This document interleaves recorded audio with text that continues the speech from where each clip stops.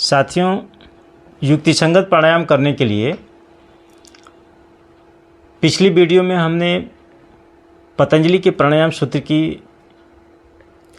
थोड़ी व्याख्या किया था, जिसमें बताया गया था कि तस्मिन् सति श्वास प्रश्वासयोः गति विच्छेद प्राणायाम जो सूत्र है, इसमें तस्मिन् सति का क्या अर्थ है और श्वास क्या है और प्रश्वास क्या है, इतनी बातें बताई गई थी। इस वीडियो में हमें समझना है कि गति विच्छेद क्या है, इसका अर्थ क्या है। श्वास का गति विच्छेद और प्रश्वास का गति विच्छेद दो बातें हैं पतंजलि के सूत्र में। पहले जो प्राणायाम सूत्र है, दूसरे पाद का 49वां सूत्र। तो सबसे पहले यह समझना होगा कि गति विच्छेद शब्द का क्या अर्थ होता है। विच्छेद का अर्थ होता है अलग करना। अब सवाल बनता है कि श्वास की गति को कैसे अलग करेंगे और कब अलग करेंगे। अब प्रश्वास की गति को कैसे और कब अलग करेंगे, इसको जब हम समझ जाएंगे तो हम रेचक और पूरक की प्रक्रिया को समझ जाएंगे। आप ध्यान देंगे कि श्वास में अंदर जाने की गति है, शरीर के अंदर जाने की गति है। अब प्रश्वास में शरीर से बाहर आने की गति है। अब सवाल है कि कब हम गति विच्छेद करेंगे, इसकी गति को अलग करेंगे, कब। तो हम श्वास को 3 भागों में बांट देते हैं। एक तो प्रारंभिक बिंदु होगा जहाँ से वो शुरू हो रही है, फिर बीच का होगा, बीच का हिस्सा, वो प्रक्रिया जो श्वास की प्रक्रिया जो चलती है, और अंत का हिस्सा। इस तरह से 3 भागों में हम बांट देते हैं। तो प्रारंभिक बिंदु, मध्य का हिस्सा और अंतिम हिस्सा।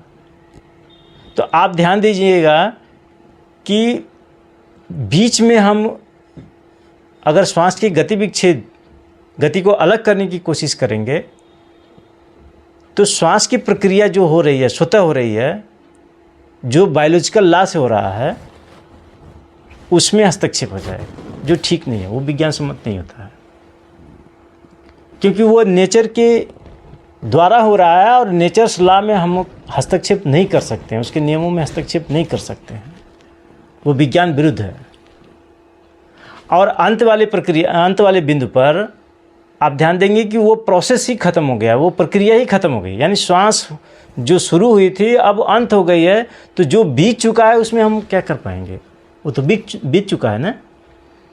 इसलिए हमारे पास एक बिंदु बचता है जो प्रारंभिक बिंदु है, जहाँ से श्वास शुरू होती है, वहीं से उसकी गति को हम अलग कर सकते हैं, अन्यथा हमारे पास और कोई जगह नहीं है। इसी प्रकार से जब आप सोचेंगे प्रश्वास के बारे में, तो प्रश्वास को 3 भाग में बांट दीजिए, प्रारंभिक, बीच का हिस्सा और अंत में। तो बीच में और अंत में तो हम कुछ नहीं कर सकते हैं ना,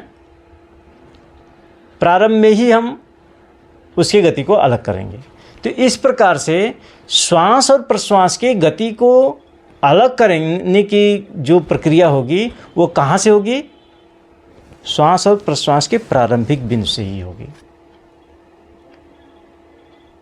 इसमें आपको बहुत ध्यान देना पड़ेगा कि उस प्रारंभिक बिंदु के अलावा कहीं पर भी कोई भी जगह नहीं है जहाँ से कि आप उसकी गति को अलग कर सकते हैं, अन्यथा वो हमारे शरीर विज्ञान के अनुसार, योग विज्ञान के अनुसार वो गलत हो जाएगा, अयुक्त हो जाएगा।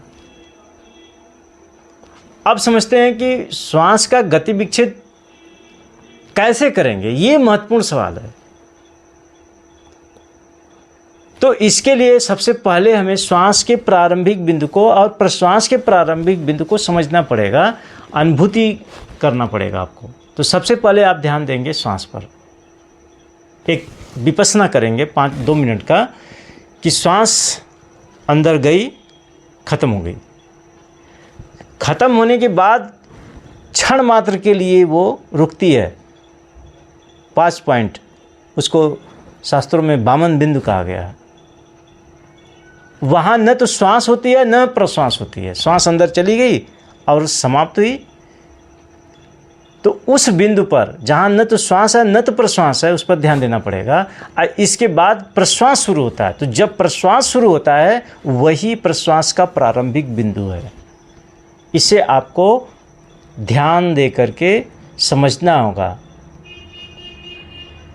इसी तरह से प्रश्वास बाहर चली गई, अपने आप खत्म हो गई, क्षण मात्र के लिए ठहरेगी, वहाँ पर न श्वास होगा न प्रश्वास होगा। ज्यों ही श्वास बंद करके वायु अंदर आना चाहती है, अभी शुरू होने वाली है प्रारंभिक बिंदु, वही प्रश्वास का होगा। इस प्रकार से आप जब ध्यान से बैठेंगे और अपने श्वासों पर ध्यान देंगे, श्वास अंदर गई, ख़त्म हुई, ज्यों बाहर आना चाहती है उस पॉइंट को नोटिस करना है, जज करना है, उसको अनुभव में ले आना है। फिर प्रश्वास बाहर गई, ज्यों अंदर आना चाहती है उस पॉइंट को आपको नोटिस करना है। इन दोनों बिंदुओं को जब आप जान जाएंगे तब जाकर के गति विक्षेप की प्रक्रिया को आप समझ पाएंगे।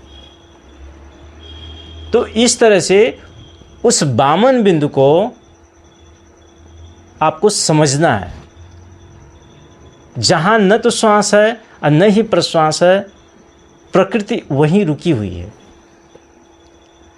उसी बिंदु से आप कुछ कर सकते हैं, अन्यथा पूरी तरह से आच्छादित की हुई प्रकृति, और कहीं पर भी आपको कुछ भी अपने ढंग से करने के लिए इजाज़त नहीं है। जब ही आप इस बिंदु को आप छोड़ करके कहीं से भी प्राणायाम करने की कोशिश करेंगे, वो अयुक्त हो जाएगा।